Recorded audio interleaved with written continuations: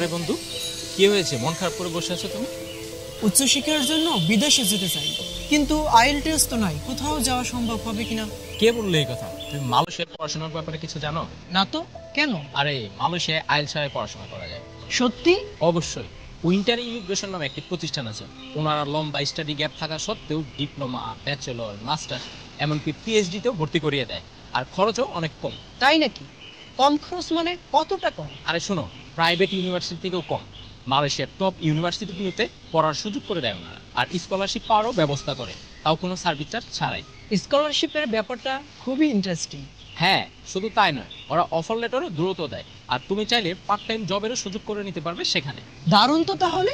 আরে আমি বলি, তুমি আর দেরি করো না, এখনই যোগাযোগ করো তাদের সাথে। তাদের অফিসের ঠিকানা সুইট 12/2, লিফটের 7, রুট 4/8, মেডিনোভার অপোজিটে, ধানমন্ডি, ঢাকা।